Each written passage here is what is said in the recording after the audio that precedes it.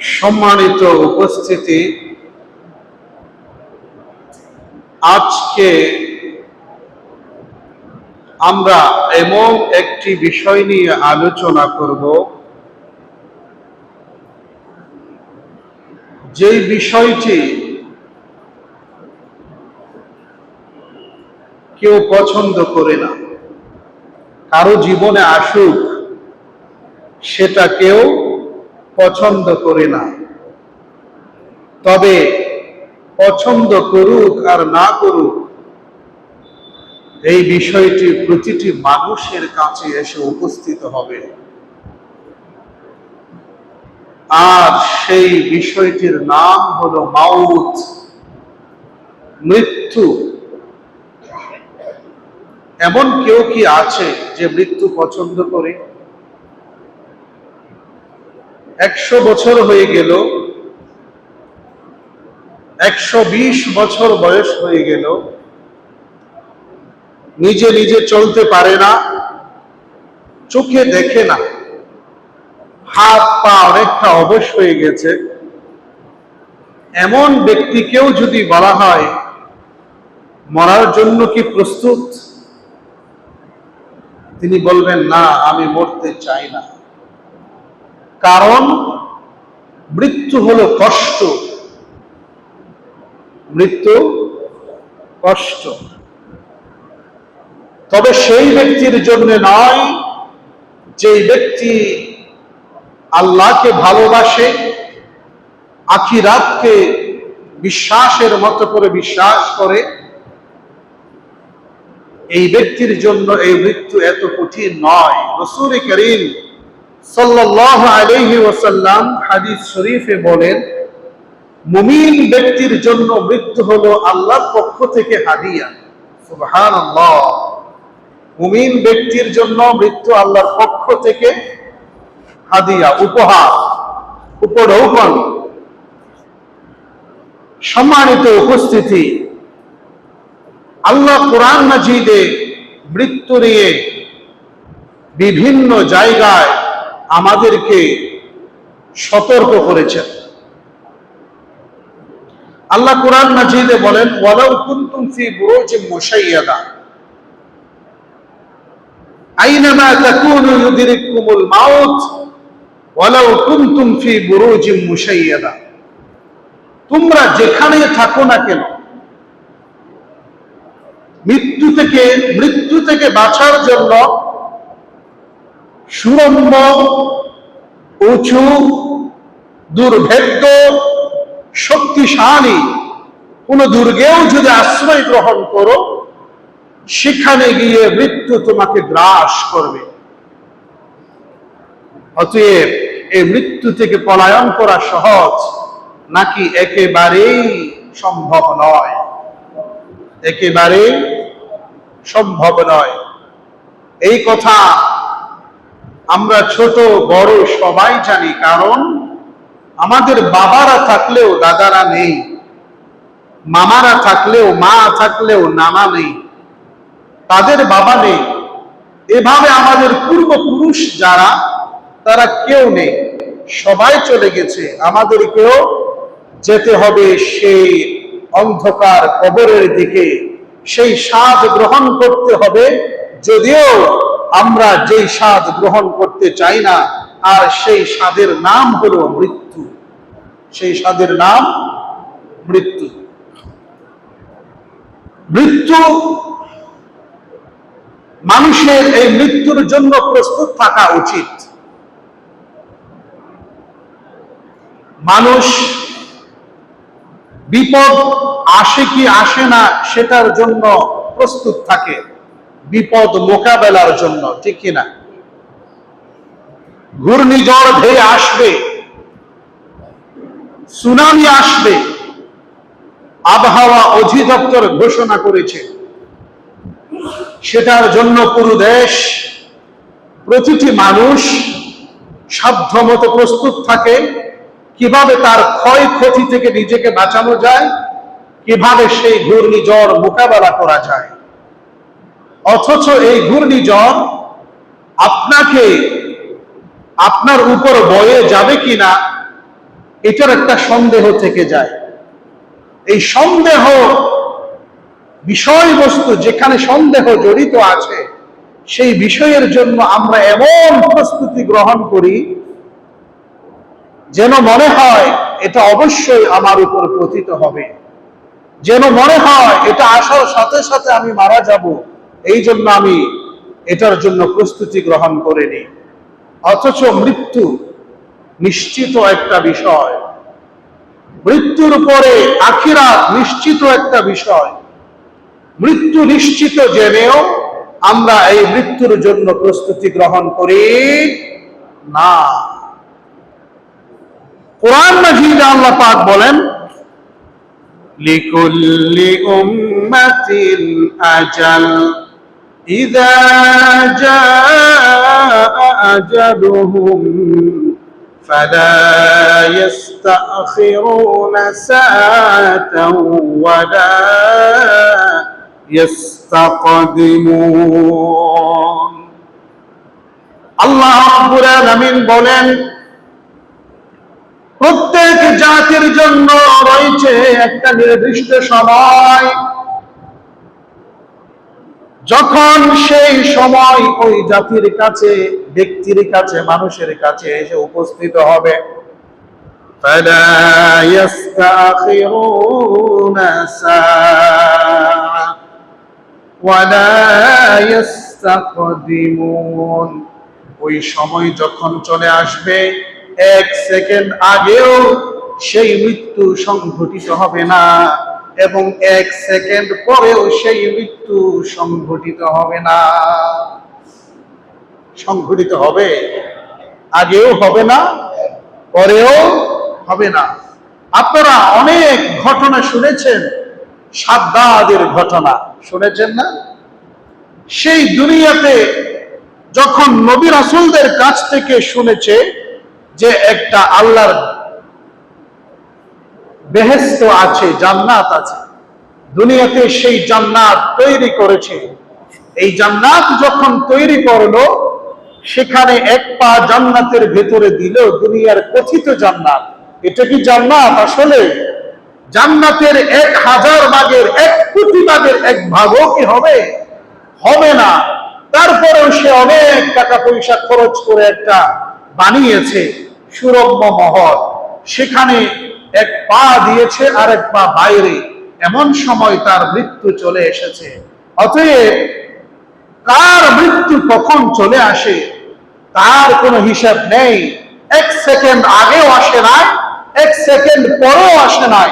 তার মৃত্যু যেই সময়, মৃত্যুর সময় যখন ঘনিয়ে এসেছে, তখন আজরাইল আর দেখে নাই যে সেই তার কথিত জান্নাতে প্রবেশ করুক, একটু সময় নিক, আস্বাদন করুক, স্বাদ গ্রহণ করুক, এই চিন্তা আজরাইল করে নাই। বরঞ্চ আজরাইল চিন্তা করেছে যে তার সময় হয়ে গেছে, এখনই জান কবজ করতে হবে, এখনই জান কবজ করতে হবে। এই জন্য আল্লাহ পাক বলেন, প্রত্যেক জাতির জন্য নির্দিষ্ট সময় আছে। সময় যখন ঘনিয়ে আসে, 1 সেকেন্ড আগেও তার মৃত্যু হবে না, 1 সেকেন্ড পরেও তার মৃত্যু হবে না। মহান রব্বুল আলামিন তাই তো আমাদেরকে বলেছেন, কুল্লু নাফসিন যায়িকাতুল মাউত সুম্মা ইলাইনা তুরজাউন। প্রত্যেক মানুষের জন্য, প্রাণীর জন্য, যার ভেতরে প্রাণ আছে, তাহলে বলুন, মানুষের ভেতরে প্রাণ আছে না নেই? পিঁপড়ার ভিতরে প্রাণ আছে না নেই? জিনের ভিতরে, জিনদের প্রাণ আছে না নেই? এমনকি ফেরেশতাদের প্রাণ আছে না নেই? আছে। অর্থাৎ প্রত্যেক প্রাণী যখন বলেছেন আল্লাহ, যাদের ভেতরে প্রাণ আছে, জিন জাতি থেকে শুরু করে ফেরেশতাদেরকেও একদিন মৃত্যুর স্বাদ গ্রহণ করতে। এরপরে আল্লাহ পাক বলেন, সুম্মা ইলাইনা তুরজাউন, এরপরে আমার কাছে তোমাদের প্রত্যাবর্তিত হতে হবে। কার কাছে? আল্লাহর কাছে। কার কাছে? আল্লাহর কাছে। সম্মানিত উপস্থিতি, মহান রব্বুল আলামিন আমাদেরকে কেন সৃষ্টি করেছেন, আমাদেরকে সৃষ্টির কথা আল্লাহ পাক বলেছেন, কি কারণে সৃষ্টি করেছেন, কি কাজ করার জন্য সৃষ্টি করেছেন আল্লাহ, সেই কথা যখন আল্লাহ বলছেন, তখন আমাদেরকে সৃষ্টির আগে আমাদের মৃত্যু নির্ধারণ করেছেন, এই কথা আল্লাহ বলেন। আল্লাহ আগে জীবনের আগে মৃত্যু ঠিক করেছেন। বলুন, জীবনের আগে মৃত্যু ঠিক করেছেন। সূরা মুলকে আল্লাহ পাক বলেন, তাবারাকাল্লাযী বিয়াদিহিল মুলকু ওয়া হুয়া আলা কুল্লি শাইইন কাদির الذي خلق الموت والحياة ليبلوكم أيكم أحسن عملا وهو العزيز الغفور আল্লাহ বলেন, মহাবরকতময় সেই সত্তা যার হাতে রয়েছে রাজত্ব, আসমান এবং জমিনের রাজত্ব কার? আল্লাহর। তিনি সব কিছুর উপর তিনি ক্ষমতাশীল। আল্লাহ বলেন, সেই আল্লাহ খলাকাল মাউতা, মৃত্যু সৃষ্টি করেছেন। আগে কি সৃষ্টি করেছেন? মৃত্যু। আপনাদের মনোযোগ আছে? আগে কি সৃষ্টি করেছেন আল্লাহ? মৃত্যু। ওয়াল হায়াতা, এরপরে আল্লাহ বলেন তিনি এরপরে জীবন সৃষ্টি করেছেন। মাউত এবং হায়াত, মৃত্যু এবং জীবন আল্লাহ কেন সৃষ্টি করেছেন তার ব্যাখ্যা তিনি নিজেই দেন। লিয়াবলুয়াকুম আইয়ুকুম আহসানু আমালা, তোমাদের মধ্য থেকে কে সুন্দর আমল করে, এটা পরীক্ষার জন্য। ওহুয়াল আজিজুল গফুর, তিনি পরাক্রমশালী এবং অতি ক্ষমাশীল। সুবহানাল্লাহ, অত্যধিক ক্ষমাশীল। সম্মানিত উপস্থিতি, পৃথিবীর শ্রেষ্ঠ যিনি রাসূল তার নাম কি বলুন তো? আল্লাহ। পৃথিবীর শ্রেষ্ঠ যিনি রাসূল তার নাম কি বলুন তো? মুহাম্মদুর রাসূলুল্লাহ সাল্লাল্লাহু আলাইহি ওয়াসাল্লাম। তারও মৃত্যু হয়েছে। ইন্নাকা মাইয়িতুন ওয়া ইন্নাহুম মাইয়িতুন, হে রাসূল আপনিও মৃত্যুবরণ করবেন, তারাও আপনার দুশমনেরাও মৃত্যুবরণ করবে। বিশ্বনবীর যখন ইন্তিকাল হলো, তাহলে আমরা সবাই বেঁচে যাব, কি বলেন? বিশ্বনবীর যখন মৃত্যু হলো, তাহলে আমাদের সবাইকে কি করতে হবে? মৃত্যুবরণ করতে হবে। তার মৃত্যুটি কেমন? তার কি মৃত্যু কষ্ট হলো? তার মৃত্যুতে কষ্ট হলো নাকি হয় নাই? আম্মা জান আয়েশা সিদ্দিকা রাদিয়াল্লাহু আনহা তার বর্ণনা দিচ্ছেন এইভাবে। আম্মা জান আয়েশা সিদ্দিকা রাদিয়াল্লাহু তাআলা আনহু বলেন, রাসূল করিম সাল্লাল্লাহু আলাইহি ওয়াসাল্লামের যখন মৃত্যু ঘনিয়ে আসলো, তার সামনে তার পাশে ছিল রাকওয়াতুন আও উলবাতুন, একটি পাত্র ছিল। বিশ্বনবী পানির পাত্র ছিল, একটা পানির পাত্র ছিল। বিশ্বনবী সাল্লাল্লাহু আলাইহি ওয়াসাল্লাম তার হাত মুবারক পানিতে রাখলেন। তিনি তার পবিত্র হাত দিয়ে মুখমণ্ডল মালিশ করছিলেন। এরপরে বিশ্বনবী সাল্লাল্লাহু আলাইহি ওয়াসাল্লাম বলেন, ইন্না লিল মাউতি সাকারাত। আল্লাহু আকবার, নিশ্চয় মৃত্যুর অনেকগুলো কষ্ট আছে। আল্লাহ, বিশ্বনবীর যদি মৃত্যুর কষ্ট হয় আমাদের কি হবে চিন্তা করুন তো। নিশ্চয় ইন্না লিল মাউতি সাকারাত, নিশ্চয় মৃত্যুর কি আছে? সাকারাত আছে, মৃত্যু যন্ত্রণা আছে। বিশ্বনবী সেই মৃত্যু যন্ত্রণায় কাতরাচ্ছেন, বারবার পানি দ্বারা নিজের মুখমণ্ডল মাসে করছেন। এরপরে তিনি তার দুই হাত উপর দিকে তুলে দিলেন, হে আল্লাহ আপনি আমার শ্রেষ্ঠ বন্ধু, আল্লাহুম্মা রফিকুল আ'লা, আনতার রফিকুল আ'লা, হে আল্লাহ, আপনি আমার শ্রেষ্ঠ সর্বোচ্চ বন্ধু। এমন করতে করতে বিশ্বনবী সাল্লাল্লাহু আলাইহি ওয়াসাল্লামের আম্মা জান আয়েশা সিদ্দিকা রাদিয়াল্লাহু আনহা বলেন, তার দুহাত পড়ে গেল, বিশ্বনবীর রূহ চলে গেল। আল্লাহু আকবার। তাহলে বোঝা গেল মৃত্যুর যন্ত্রণা আছে নাকি নেই? এই মৃত্যুর যন্ত্রণা আছে জেনেও আমরা কিভাবে এই দুনিয়াতে এত পাপ কাজ করতে পারি?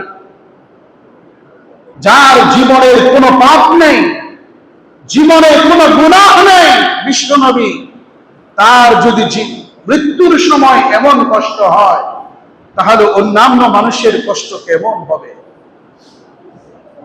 সম্মানিত উপস্থিতি, আমি আজকে শুধু একটা হাদিস বলবো, এই হাদিসটা বলে শেষ করব। লম্বা হাদিসটা বলার আগে দুই একটা আলোচনা করি হাদিস নিয়ে।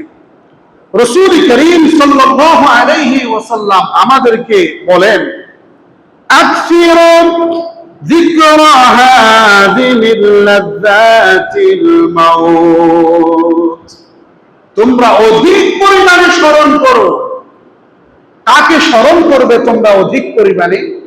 বিশ্বনবী বলেন, স্বাদ বিনষ্টকারী, দুনিয়ার স্বাদ বিনষ্টকারী জিনিসকে স্মরণ করো। দুনিয়ার স্বাদ বিনষ্টকারী, সেটার নাম কি? আল মাউত, মৃত্যুকে। তোমরা অধিক পরিমাণে দুনিয়ার স্বাদ বিনষ্টকারী মৃত্যুকে তোমরা স্মরণ করো। কারো অন্তরে যদি মৃত্যুর স্মরণ আসে, আসার মতো করে যদি আসে, এই ব্যক্তি জেনা করতে পারে, মদ খাইতে পারে, জমি দখল করতে পারে, সুদ ঘুষ নিতে পারে, কারো সিনে খেলতে পারে, অবিচার করতে পারে, গুম খুন করতে পারে, হত্যা করতে পারে, মিথ্যা মামলা দিতে পারে, কাউকে গালি দিতে পারে, কারো বিরুদ্ধে বিশুদ্ধার করতে পারে? পারে না। কারণ সে দুনিয়ার স্বাদ বিনষ্টকারী মৃত্যুকে স্মরণ করেছে। এই জন্য বিশ্বনবী বলেন যে দুনিয়ার স্বাদ বিনষ্টকারী মৃত্যুকে স্মরণ করো অধিক পরিমাণে। সম্মানিত উপস্থিতি, রাসূল হযরত বারা ইবনে আযিব রাদিয়াল্লাহু আনহু থেকে বর্ণিত, রাসূল করিম সাল্লাল্লাহু আলাইহি ওয়াসাল্লামের সাথে আমরা একদা এক সাহাবী ইন্তেকাল করার কারণে বিশ্বনবীর সাথে গেলাম। তার জন্য কবর খনন করা হলো। বিশ্বনবী তার কবরের পাশে বসলেন। সাহাবী বলেন, কোন ব্যক্তি কোনো কথা বলে না, বিশ্বনবীও কোনো কথা বলেন না, পিন পতন নীরবতা। আমরা এমন ভাবে অনড় হয়ে গেছি যেন আমাদের মাথায় পাখি বসেছে। এমন সময় বারা ইবনে আযিব রাদিয়াল্লাহু আনহু বলেন, বিশ্বনবী সাল্লাল্লাহু আলাইহি ওয়াসাল্লাম আকাশের দিকে তাকান, আবার কিছুক্ষণ মাটির দিকে তাকান, এরপরে তার জবান মোবারক খুললেন। তিনি বললেন, হে আল্লাহ, আমি আপনার কাছ থেকে কবরের আযাব থেকে পানাহ চাই। হে আল্লাহ, আমি আপনার কাছ থেকে কবরের আযাব থেকে মাফ চাই, কবরের আযাব থেকে মাফ চাই। সাহাবী বলেন, হে আল্লাহ, আমি কবরের আযাব থেকে আপনার কাছ থেকে ক্ষমা চাই। এই কথাটা বিশ্বনবী বেশ কয়েকবার বলেছিলেন।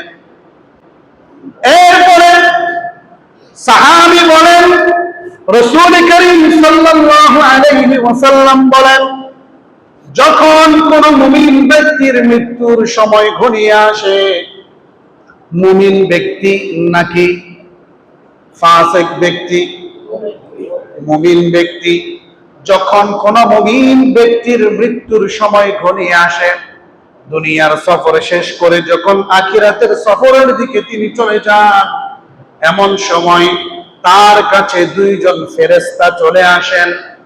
এই দুইজন ফেরেশতা, তাদের পোশাক হলো শুভ্র সাদা, তাদের চেহারা সূর্যের মতো জ্বলজ্বল করে, তারা সুসংবাদ নিয়ে আসে, মুমিন ব্যক্তির মাথার পাশে গিয়ে বসে, এরপরে বলে, হে আল্লাহর প্রিয় বান্দা, আল্লাহর পক্ষ থেকে তুমি সুসংবাদ গ্রহণ করো, সন্তুষ্টির সুসংবাদ গ্রহণ করো আল্লাহর। আল্লাহু আকবার। কার সন্তুষ্টি? আল্লাহর। যে আল্লাহ সৃষ্টি করেছেন তার সন্তুষ্টি। কত বড় সুসংবাদ এই জান কবজকারী ফেরেশতারা তাকে দিবে। ক্ষমার সুসংবাদ গ্রহণ করো। এরপরে বিশ্বনবী বলেন, এই দুইজন ব্যক্তি জান্নাত থেকে তার জন্য কাফন এবং মেহেদি নিয়ে আসবে, সুন্দর কাপড় এবং মেহেদি নিয়ে আসবে, এবং এই ব্যক্তিকে বলবে, হে রূহ, আল্লাহর সন্তুষ্ট চিত্তে আল্লাহর মাগফিরাতের দিকে তুমি বের হয়ে যাও। মুমিন ব্যক্তির রূহ বের হয়ে যাবে কোন পদ্ধতিতে? বিশ্বনবী বলেন, মুমিন ব্যক্তির রূহ বের হয়ে যাবে বৃষ্টি পড়লে যেমন এক জায়গার পানি অপর জায়গায় গড়িয়ে যায় সুন্দরভাবে অনায়াসে, ঠিক তেমনি ভাবে মুমিন ব্যক্তির রূহ তার দেহ থেকে সুন্দরভাবে এমন ভাবে বের হয়ে যাবে, তার আশপাশ যত আছে সমস্ত জায়গা জুড়ে মুমিন ব্যক্তির রূহের খুশবু, রূহের সুগন্ধিতে মাতোয়ারা হয়ে যাবে। মুমিন ব্যক্তির রূহ বড় সুগন্ধিময়। আল্লাহু আকবার। আমাদের রূহকে আল্লাহ পাক তেমনটি সুগন্ধময় করুন। কি জান্নাতে যেতে ইচ্ছে করে না? তো কেউ আমিন বললেন, কেউ বলেন নাই। এমনও তো হতে পারে আল্লাহ না করুন, যারা আমিন বলেছেন তাদের রূহ সুগন্ধময় হয়ে যাবে, আর যারা আমিন বলেন নাই আবার আমিন বলেন যেন সুগন্ধময় হয়ে যায়। আমিন। বিশ্বনবী সাল্লাল্লাহু আলাইহি ওয়াসাল্লাম বলেন, তার রূহ বের হয়ে যাবে। রাসূল করিম সাল্লাল্লাহু আলাইহি ওয়াসাল্লাম বলেন, এই ফেরেশতারা যখন চলে আসবে, তার জান কবজ করা হবে।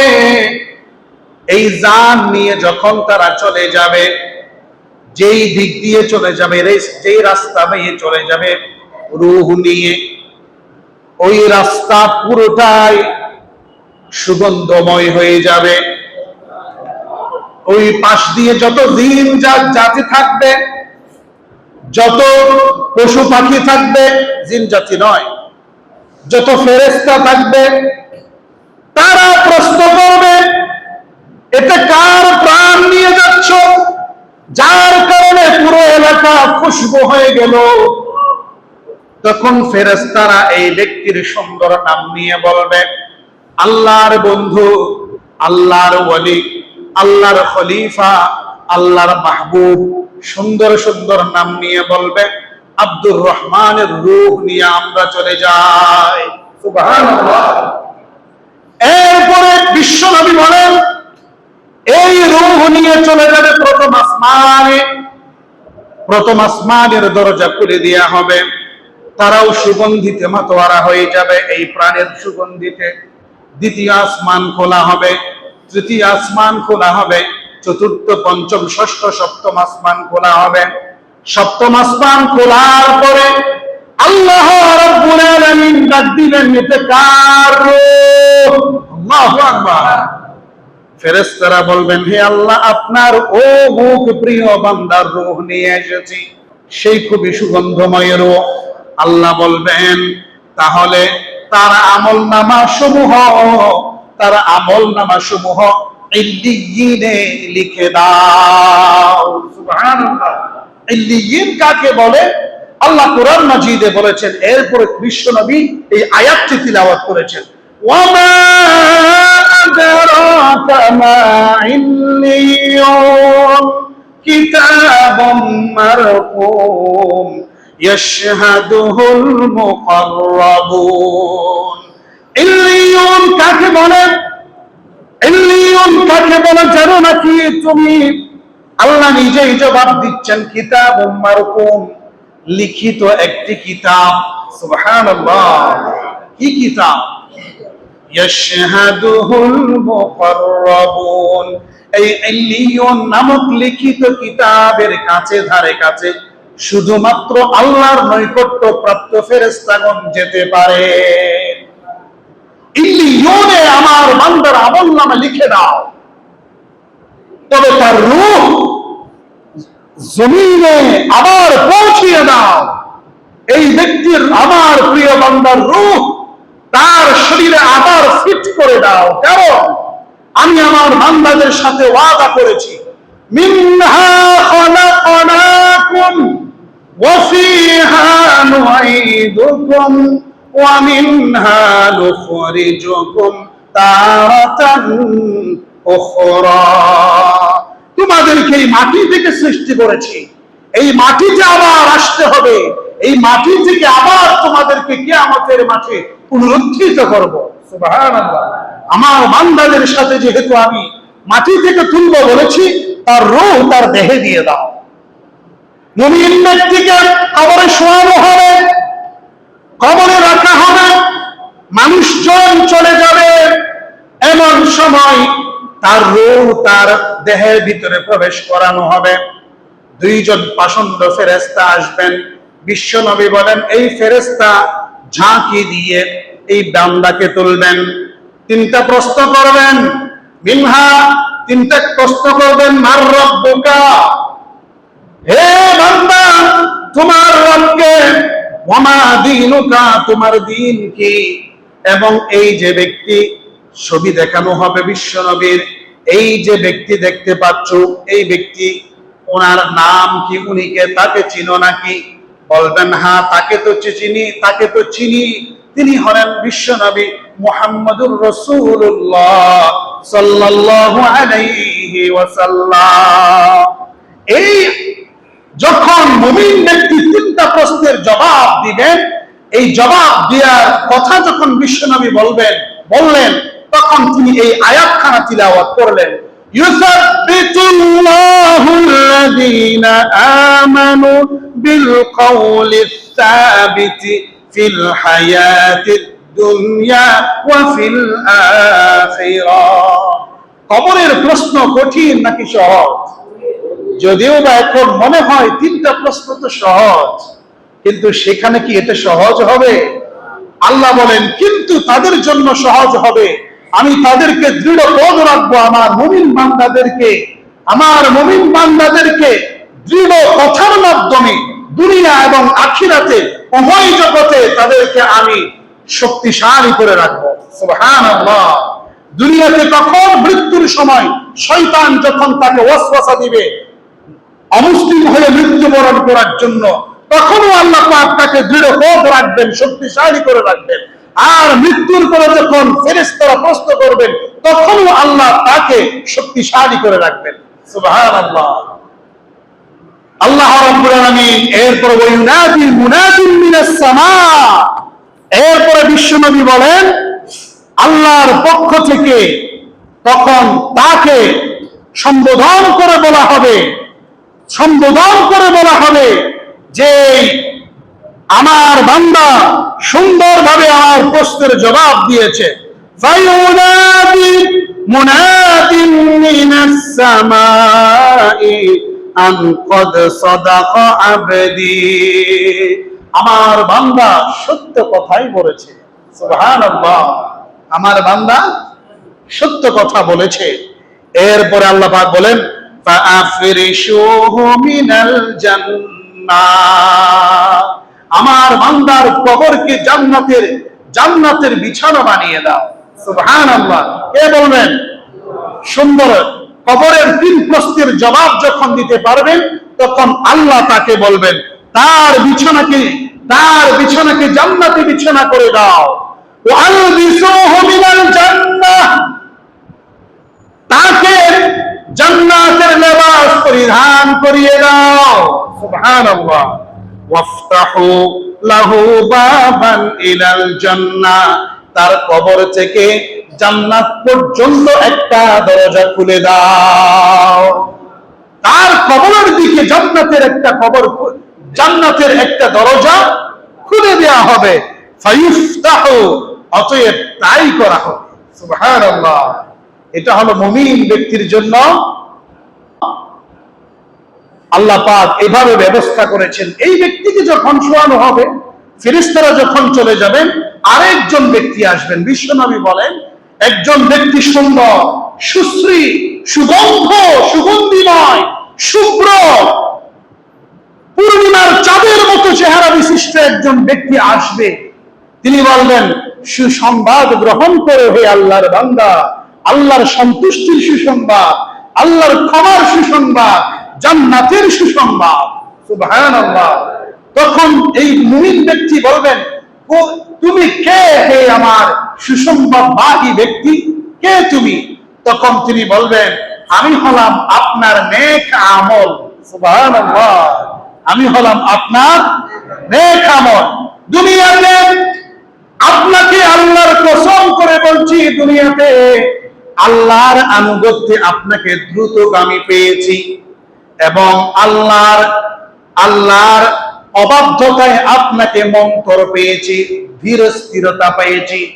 এই জন্য যেহেতু আল্লাহর বাধ্যতায়, আল্লাহর আনুগত্যে আপনাকে দ্রুতগামী পেয়েছি, বিদায় আপনি জান্নাতের সুসংবাদ গ্রহণ করুন। সম্মানিত উপস্থিতি, এইভাবে হলো মুমিন ব্যক্তির পরকালীন যাত্রা, হলো এভাবে।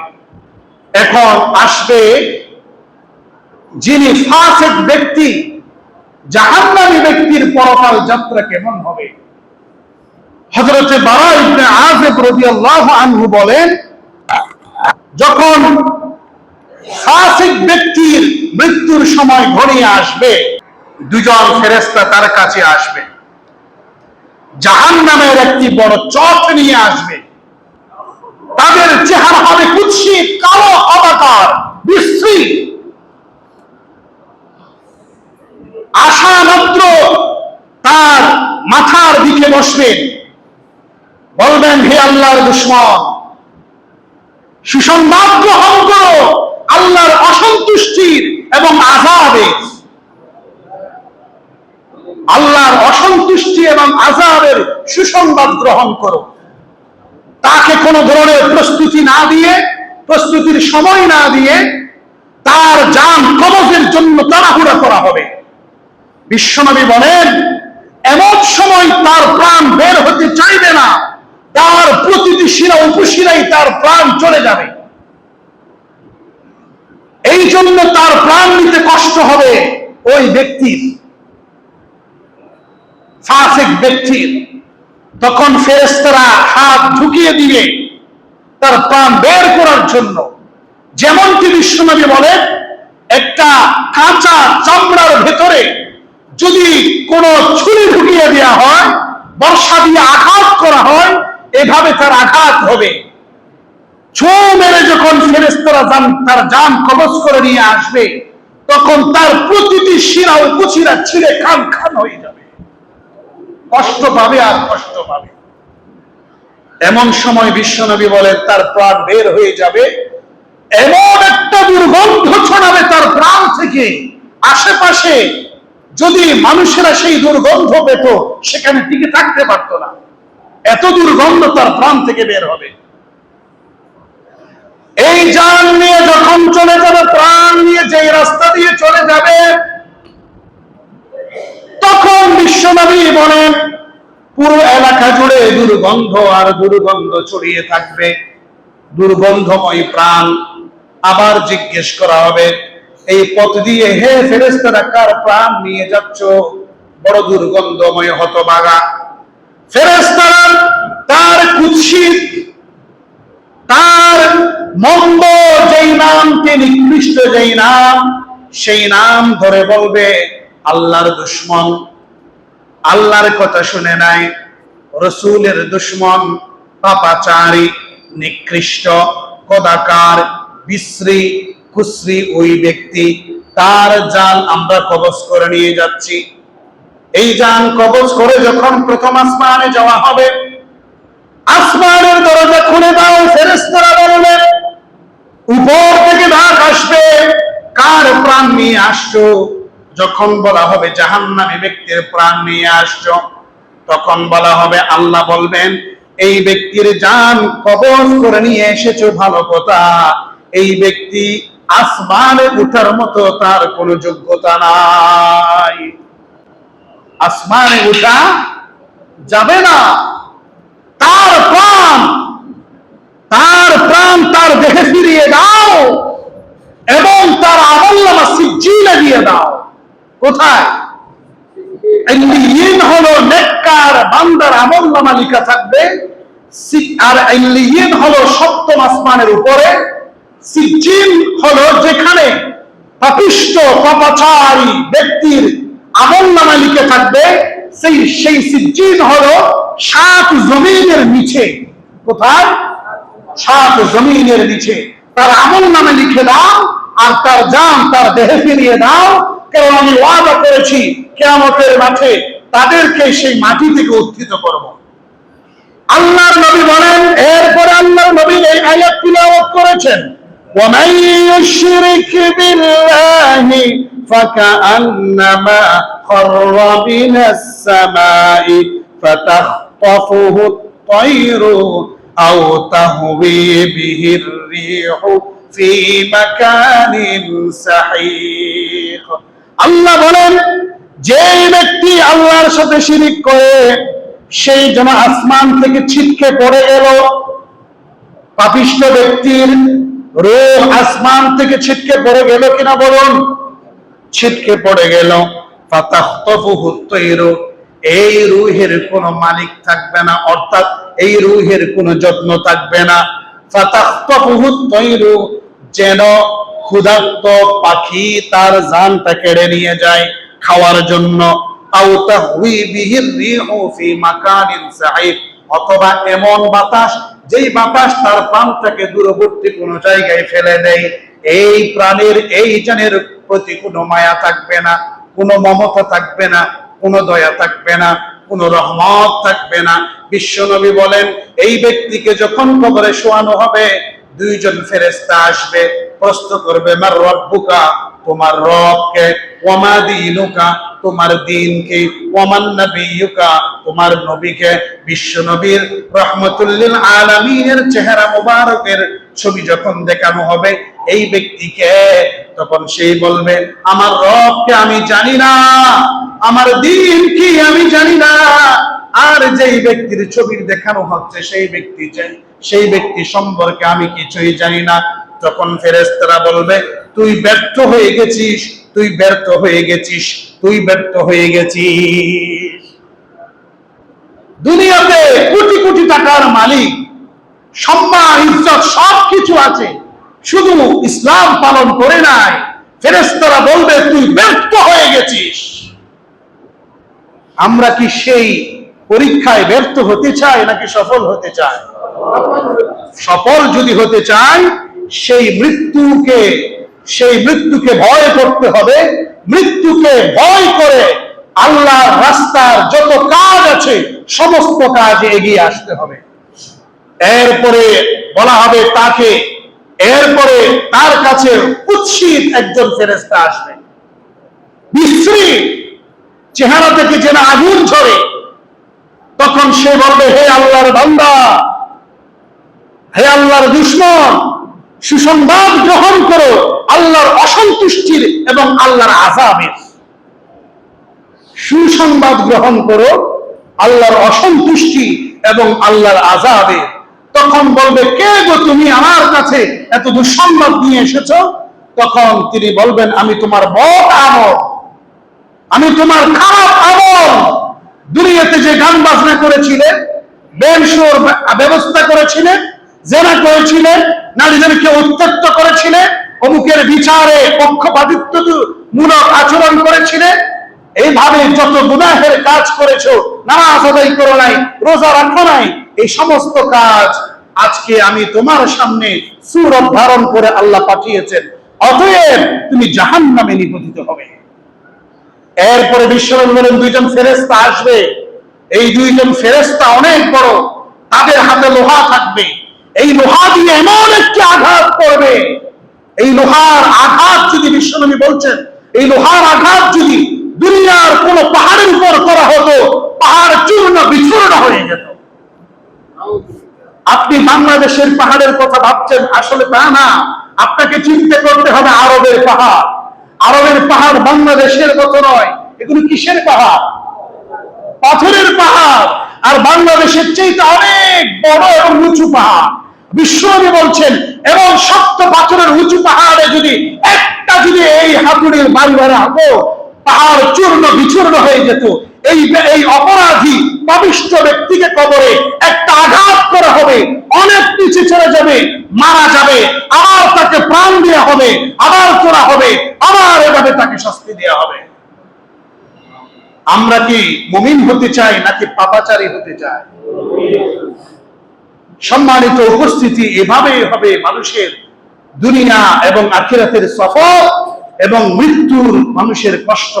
মৃত্যুর কষ্ট কেমন, একটা ঘটনা বলে শেষ করছি।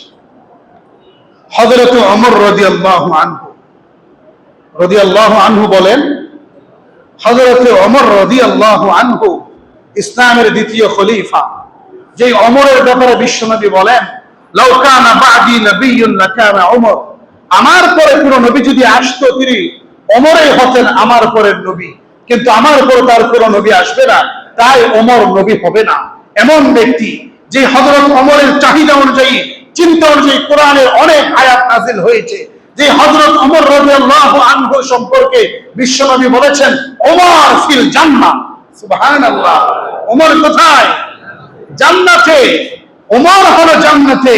যে ওমর সম্পর্কে বিশ্বনবী বলেন, ওমর যে রাস্তা দিয়ে যায়, শয়তান সেই রাস্তা ত্যাগ করে অন্য রাস্তা দিয়ে যায়। এটা হলো ওমর। এই ওমরের মৃত্যু যখন আসলো, তখন তিনি মৃত্যুর ভয়ে কান্না করছেন। আল্লাহু আকবার। হযরত আব্দুল্লাহ ইবনে আব্বাস রাদিয়াল্লাহু আনহু বলেন, ইয়া আমিরুল মুমিনিন, হে মুমিনদের আমির, আপনি সুসংবাদ গ্রহণ করুন। এত কান্না করছেন কেন আপনি? তখন তিনি বললেন, আমি মৃত্যুর ভয়ে কান্না করছি। আল্লাহু আকবার। আমি মৃত্যুর ভয়ে কান্না করছি। হযরত আব্দুল্লাহ ইবনে আব্বাস রাদিয়াল্লাহু আনহু বললেন, হে ওমর, সুসংবাদ গ্রহণ করুন। আমি আল্লাহর নবীর পবিত্র জবান থেকে শুনেছি ওমর জান্নাতে। এবং শুধু তাই নয়, আপনি খলিফাতুল মুসলিমিন। আপনি আপনার মৃত্যুর সময় সমস্ত মুসলমান আপনার প্রতি সন্তুষ্ট। হযরত ওমর বললেন, আল্লাহর কসম, তুমি আমাকে ফিতনায় ফেলতে চাও। আল্লাহু আকবার। আল্লাহর কসম, তুমি আমাকে ফিতনায় ফেলতে চাও। তোমরা চলে যাও আমার সামনে থেকে। আমি সামনে যেই ঘাঁটিগুলো দেখতে পাচ্ছি, ঘাঁটি মানে বুঝেন, আমি সামনে যেই ঘাঁটিগুলো দেখতে পাচ্ছি, এই ঘাঁটিগুলো এত কঠিন যে, এই ঘাঁটিগুলো এত কঠিন যে পুরো দুনিয়ার সমস্ত অর্থ সম্পদ যদি আমার থাকতো, পুরো দুনিয়া যদি আমার কবজায় থাকতো, এই সমস্ত ঘাঁটি থেকে বাঁচার জন্য, মৃত্যু থেকে বাঁচার জন্য যদি সমস্ত টাকা পয়সা পুরো দুনিয়া সহ দিতে পারতাম, এবং সেটা যদি গ্রহণ করা হতো, আল্লাহর কসম, এবং মৃত্যু থেকে যদি আমি বাঁচতে পারতাম, আল্লাহর কসম, আমি এই বেচা কিনাকে অবশ্যই একেবারে সহজ এবং সস্তা মনে করতাম। পুরো দুনিয়া দিয়েও যদি আমার মৃত্যু থেকে আমি বাঁচতে পারতাম, তাহলে এই পুরো দুনিয়া দেয়াটাকেই আমি একেবারে সস্তাই মনে করতাম। আমি এত কঠিন ঘাঁটি দেখতে পাচ্ছি, তোমরা আমাকে রাসূলের সুসংবাদ শোনাচ্ছ, ভালো কথা, আমার প্রতি সমস্ত মুসলমান সন্তুষ্ট, ভালো কথা, কিন্তু যে ঘাঁটি আমি দেখতে পাচ্ছি, হে আমার বন্ধু, এটা অত্যন্ত কঠিন, অত্যন্ত কঠিন। হযরত ওমর, যার ব্যাপারে বিশ্বনবীর সুসংবাদ আছে, হযরত ওমর, যার ব্যাপারে রাসূল যদি আসতেন আরেকজন, নবী যদি আসতেন আরেকজন, ওমরই আসতেন, এমন সুসংবাদ আছে। যার ব্যাপারে শয়তান তার রাস্তা দিয়ে আসে না, অন্য রাস্তা দিয়ে পালিয়ে যায়, এই সুসংবাদ আছে। যার ব্যাপারে আব্দুল্লাহ ইবনে আব্বাস বলেছেন যে এই সমস্ত মুসলমান তার প্রতি সন্তুষ্ট ছিলেন, এই সুসংবাদ আছে। তিনি মৃত্যুকে এত বেশি ভয় পাচ্ছেন, আর আপনি দিব্যি ঘুরে বেড়াচ্ছি, আনন্দ মাস্তি করছি। আমরা একটার পর একটা গুনাহ করতেই আছি, আমাদের কোনো গুনাহের শেষ নাই। তাহলে বুঝা গেল, আজকের আলোচনায় বুঝা গেল আমরা যারা আছি সবাই হযরত ওমর থেকে অনেক ভালো। আওয়াজটা ছোট হয়ে গেছে কেন? আমরা সবাই হযরত ওমর থেকে ভালো। বিশ্ব নবীর চাইতেও কি আমরা শ্রেষ্ঠ হয়ে গেলাম? তাহলে কিভাবে মৃত্যুকে স্মরণ না করে আমরা থাকতে পারি? কিভাবে গুনাহ করতে পারি? কিভাবে আমরা আল্লাহর বেঁধে দেওয়া সীমা অতিক্রম করতে পারি? কিভাবে নামাজ না পড়তে পারি? কিভাবে যাকাত না দিতে পারি? কিভাবে মানুষকে কষ্ট দিতে পারি? কিভাবে বেহায়াপনায়, অশ্লীলতায়, বেপরদায় নিমজ্জিত হতে পারি? আসুন মৃত্যুকে স্মরণ করি, মৃত্যুকে স্মরণ করি, মৃত্যুকে স্মরণ করি। মৃত্যুর স্মরণে আমাদেরকে আখিরাতমুখী কল্যাণমূলক কাজ করার জন্য তৌফিক আল্লাহ পাক দিবেন। সকলে বলে আমিন। ওয়া আখিরু দাওয়ানা আনিল হামদুলিল্লাহি রাব্বিল আলামিন। এখন হবে পুরস্কার পর্ব। গত জুমার আলোচনা মনোযোগ দিয়ে শুনেছেন? প্রশ্ন করব। প্রথম প্রশ্ন, আমরা আলোচনা করেছিলাম কতিপয় যুবক, গত জুমা কি নিয়ে আলোচনা করেছিলাম বলেন তো? মূল বিষয়বস্তু তো সূরা কাহফ না। মূল বিষয়বস্তু কি? যুবক। যুবক মূল বিষয়বস্তু কি নাকি সেটাও ভুলে গেছেন? মূল বিষয়বস্তু যুবক। যুবকদের মধ্য থেকে আলোচনা করতে গিয়ে কার কথা বলেছিলাম? ওই সূরা কাহফের যুবকদের কথা বলেছিলাম। প্রশ্ন হলো, এই যুবকরা কয়জন? আপনি দাঁড়ান। উনি আগে হাত তুলেছেন নাকি আপনাকে হাত তুলেছেন? উনি তুলেছেন মনে হয়। ওই যুবক 7 জন, তবে নির্দিষ্ট নয়। এটা 7 জন হতে পারে, কম হতে পারে। মুফাসসিরিন কিরাম বলছেন 7 জন। এই যুবকদের সাথে আর কে ছিলেন? মাশাআল্লাহ, আসেন, আপনি আসেন। উনি জবাব দিতে পেরেছেন। 3 জনকে পুরস্কার দিব। এখন আসুন, সূরা কাহফ তিলাওয়াত করলে বড় একটা পুরস্কারের কথা বলেছিলাম। পৃথিবীর একটা বিশাল পরীক্ষা থেকে, বিশাল ফিতনা থেকে বাঁচার কথা বলেছিলাম। সেই ফিতনা, কোন ফিতনা থেকে বাঁচতে পারবে? উনি আগে হাত তুলেছেন। মাশাআল্লাহ, সূরা কাহফ যদি প্রতি জুমাবারে তিলাওয়াত করেন, দাজ্জালের ফিতনা থেকে বাঁচতে পারবেন। উনার উত্তর সঠিক হয়েছে যারা। এখন 3 নম্বর প্রশ্ন, আজকে সর্বশেষ প্রশ্ন। এটা আমরা বলেছিলাম, বহু একজন কবি বলেছেন, একজন লেখক বলেছেন, এই কথাটা গত জুমাবারে বলেছিলাম। আমি সার কথা হলো, বহু যুবককে আমি দেখেছি, বহু যুবককে দেখেছি, তার ভিতরে বার্ধক্য আছে। 18 বছরের যুবকের মাঝে বার্ধক্য আছে। বহু 80 বছরের বৃদ্ধকে দেখেছি, তার ভিতরে যৌবন আছে। এই ব্যক্তি প্রথমে হাত তুলেছেন। না, সামনেটা দাঁড়ান। এই কথাটি কে বলেছেন? কবি কাজী নজরুল ইসলাম। চলে আসেন। এখন কথা হলো, আমরা এখানে যারা যুবক আছি, আমরা কি যুবক আছি নাকি বৃদ্ধ হয়ে গেছি? বড় করে বলুন। যুবক থাকতে হবে। কি থাকতে হবে? আর যারা বৃদ্ধ, তারা কি যুবক আছি? কেন যুবক? আপনার যুবক নাই? মনের ভিতরে কি যৌবন লালন করেন না? হ্যাঁ, জওয়ান থাকতে হবে। রাসূল করিম সাল্লাল্লাহু আলাইহি ওয়াসাল্লাম বলেন, মান শাবা শাইবাতান ফিল ইসলাম কানা লাহু নূরুন ইয়াউমাল কিয়ামা। যে এই ব্যক্তির বৃদ্ধকালীন সময়টা ইসলামিক কাজে কাটিয়েছে, কিয়ামতের মাঠে দুনিয়ার এই বৃদ্ধ বার্ধক্য তাদের জন্য নূর হবে। সুবহানাল্লাহ, তাদের জন্য কি হবে? নূর হবে। এখন আপনারা যারা 3 জন সঠিক উত্তর দিয়েছেন, আপনাদের জন্য আজকের পুরস্কারটা একটু সস্তা, তবে বিশ্বনবীর প্রিয় জিনিস। কি জিনিস? আতর। মদিনাতুস সুন্নাহ ফাউন্ডেশনের পক্ষ থেকে আপনাদেরকে এই পুরস্কার দেয়া হলো। এই আজকে যে সস্তা দিলাম, এর মানে সামনে আরো সস্তা হবে না। এক এক সময় এক একটা হবে। আল্লাহ পাক এই 3 জনের মাঝে ইসলামী জ্ঞান আরো বেশি অর্জন করার তৌফিক দান করুন, আমিন। এবং আগামীবারে আমি মুখ থেকে বের করার আগে যেন অসংখ্য হাত উঠে যায়, এই তৌফিক দান করুন, আমিন। ওয়া আখিরু দাওয়ানা আলহামদুলিল্লাহ।